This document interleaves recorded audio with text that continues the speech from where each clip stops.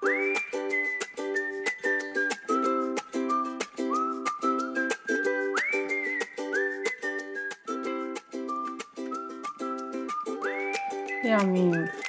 Vă salut cu mare drag și mă bucur să ne revedem! Eu sunt Abi și ca de fiecare dată vă invit la mine în bucătărie într-o nouă poveste culinară. Sunt preparate culinare care trec din generație în generație și rămân la fel de iubite. Așa este și prăjitura de astăzi. De curând, o prietenă m-a rugat să-i dau rețeta de albă ca zăpada, dar fără ou și unt. Și pentru că nu aveam filmat această rețetă, am zis că acum este ocazia să filmez albă ca zăpada de post. Am văzut că v-a plăcut mult rețeta clasică de albă ca zăpada. Dacă nu ați încercat acea rețetă, vă las un link cu ea în descriere. Facem un târg, dați un like chiar acum, iar dacă nu vă place rețeta la sfârșit, îl puteți lua înapoi. Să pornim la treabă să vă arăt cum pregătesc eu albă ca zăpada de post. Pentru această rețetă am folosit 200 ml lapte vegetal, 110 g zahăr, 150 ml ulei, 2 plicuri zahăr vanilat, o linguriță cu vârf amoniu pentru prăjituri, sucul de la o jumătate de lămâie, un praf de sare și aproximativ 550 g făină, iar opțional putem folosi coaja rasă de la o lămâie.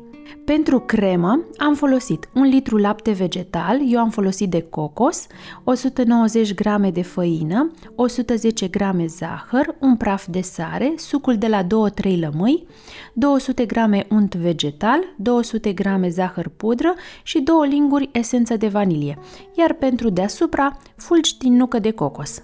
Mai întâi pregătim crema pentru că avem nevoie de ea rece, așa că într-o crăticioară punem zahărul, făina, praful de sare și amestecăm cu untel foarte bine. După care adăugăm laptele, puțin câte puțin, și amestecăm cu telul ca să nu se formeze cocoloașe. După ce am adăugat tot laptele și am omogenizat foarte bine toate ingredientele, mergem la foc. Punem la foc potrivit până începe să se îngroașe și, bineînțeles, amestecăm mai mereu pentru că se va lipi. Când începe să se îngroașe, micșorăm focul și amestecăm continuu 4-5 minute sau până obținem o cremă cu o consistență groasă.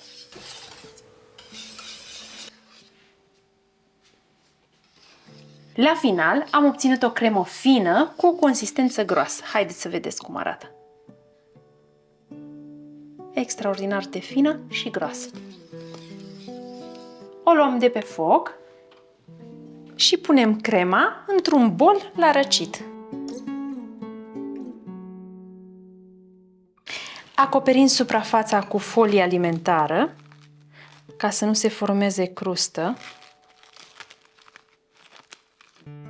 și lăsăm la răcit complet la temperatura camerei. Este foarte important ca să fie la temperatura camerei pentru că toate ingredientele sunt la temperatura camerei. Dacă nu vor fi la temperatura camerei și vor avea temperaturi diferite, atunci când vom pune untul, crema noastră se va tăia. Pornim cuptorul la programul cu căldură sus-jos la 180 de grade Celsius. Și ne apucăm de foi. Într-un bol punem zahărul vanilat, praful de sare, laptele și amestecăm bine cu telul ca să dizolvăm zahărul. Adăugăm uleiul și amestecăm iarăși cu telul. Iar la final amoniacul pe care îl dizolvăm în sucul de lămâie.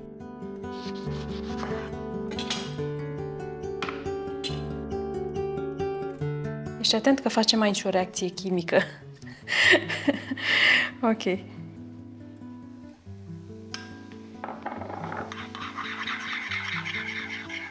Amestecăm foarte bine și punem peste restul ingredientelor. După care adăugăm făina puțin câte puțin.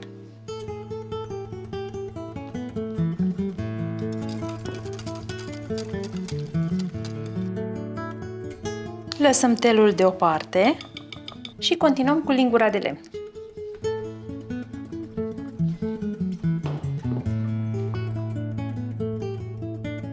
Când nu ne mai descurcăm nici cu lingura de lemn, lăsăm lingura de lemn deoparte și punem mâinile în funcțiune.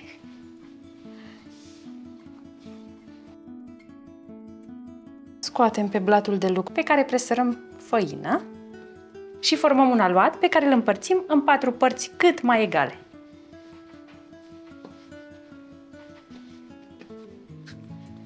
Haideți să vedeți consistența finală. Am obținut un aluat care nu se lipește de mână, cu o consistență fermă. Îl împărțim în 4 părți cât mai egale,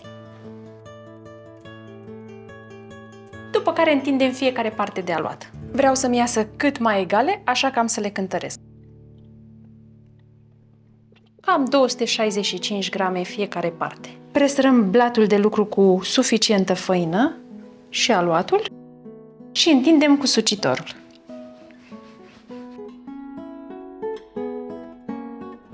Punem hârtia de copt pe spatele unei tăvi. Tava mea are dimensiunea de 32 pe 40 de centimetri și cu grijă rulăm foaia de aluat pe sucitor și o transferăm pe hârtia de copt. Hop, cu grijă.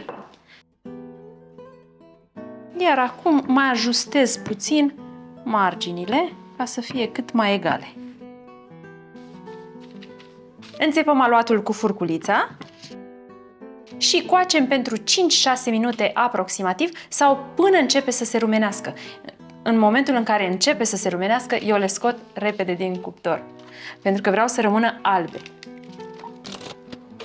Și între timp întindem următoarea foaie. Și o avem gata pregătită pe hârtie de copt. Când iese cealaltă, decât o dăm jos și o transferăm pe asta gata întinsă. Fiind un aluat cu ulei, acesta nu trebuie frământat în exces pentru că va ieși uleiul din el.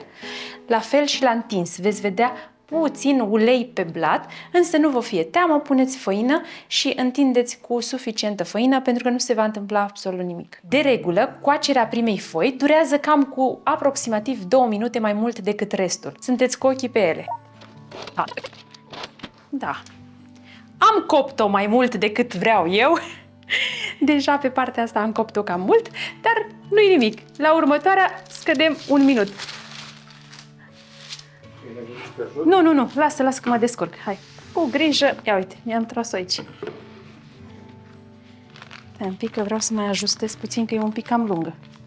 Hai, o lăsăm 7 minute. Hai să vedem dacă se face în 7 minute. Oh, ce fain a ieșit. Minunat. Și uite, acum descoper și eu cum cuptorul meu coace mai mult pe o parte.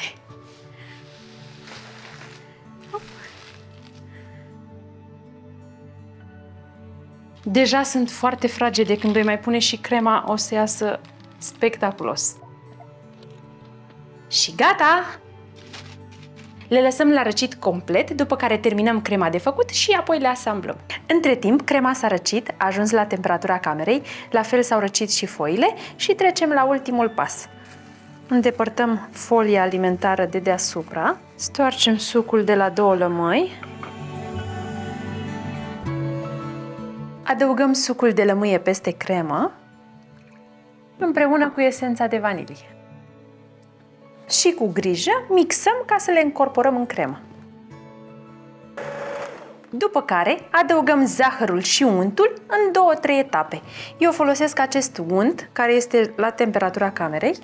Nu este nicio reclamă, însă vă arăt ce folosesc eu. Și cu grijă mixăm. Repetăm acest proces până terminăm untul și zahărul. La final, consistența cremei este aceasta. Uitați ce cremă fină a ieșit. Într-o tavă suficient de mare, așezăm prima foaie,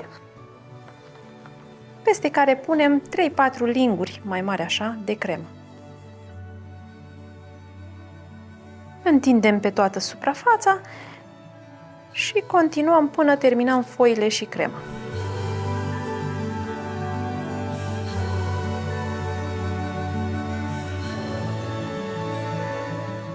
Deasupra presărăm nucă de cocos și gata!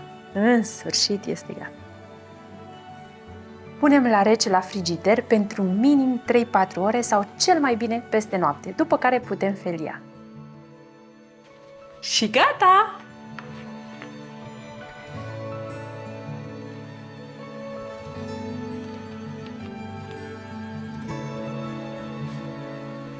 Cât de frumos se văd straturile. Wow!